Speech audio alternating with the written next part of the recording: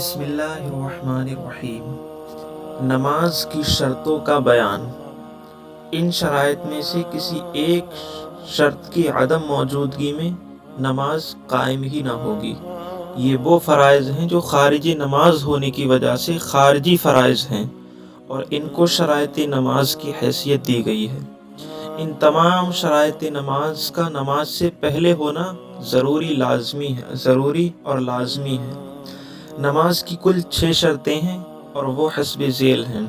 ان شرطوں میں سے کسی ایک شرط بھی نہ پائی گئی تو نماز نہ ہوگی۔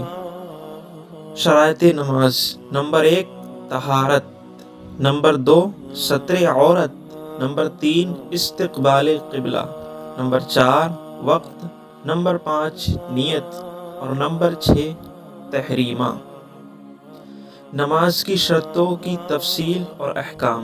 اب نماز کی 6 شرطوں کی تفصیل اور اس کے تعلق سے شرعی احکام پیش خدمت ہیں۔ نماز کی پہلی شرط طہارت۔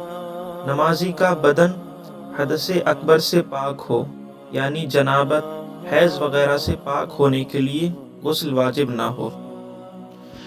نمازی کا بدن حدث اصغر سے پاک ہو، یعنی بے وضو نہ ہو، اور نمازی کا بدن نجاست غلیظہ و خفیفہ بقدر معنی سے پاک ہو، یعنی نجاست غلیظ درہم کی مقدار سے زیادہ لگی ہوئی نہ ہو، اور نجاست خفیفہ کپڑا یا بدن کے جس حصے پر لگی ہو اس حصے پر عضو کی چوتھائی سے زیادہ لگی ہوئی نہ ہو۔ نمازی کے کپڑے نجاست غلیظہ و خفیفہ بقدر معنی سے پاک ہوں، جس جگہ پر نماز پڑھنا ہو وہ جگہ پاک ہو۔ اب طہارت کے تعلق سے کچھ اہم مسائل سماعت فرمائیں۔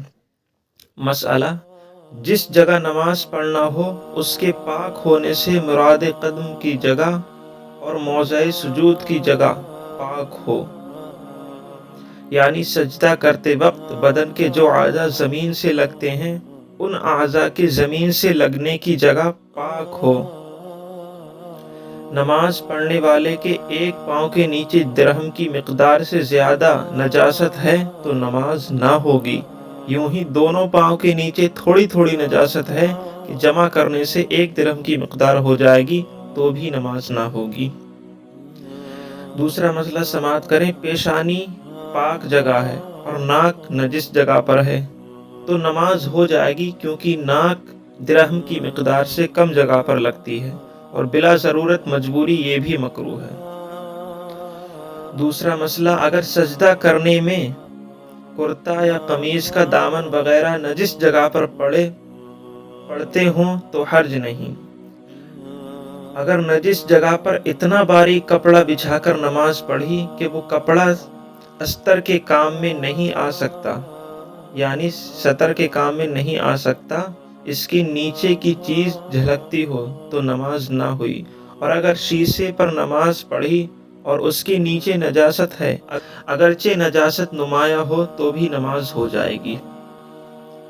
مسئلہ: اگر موٹا کپڑا نجس جگہ پر بچھا کر نماز پڑھی اور نجاست خشک ہے کہ کپڑے میں جذب نہیں ہوتی اور نجاست کی رنگت اور بدبو محسوس نہیں ہوتی تو نماز ہو جائے گی کہ یہ کپڑا نجاست اور نمازی کے درمیان فاصل ہو جائے گا۔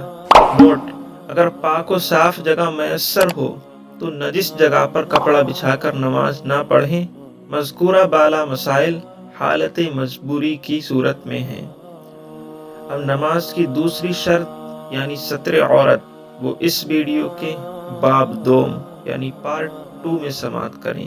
تب تک کے لیے خدا حافظ۔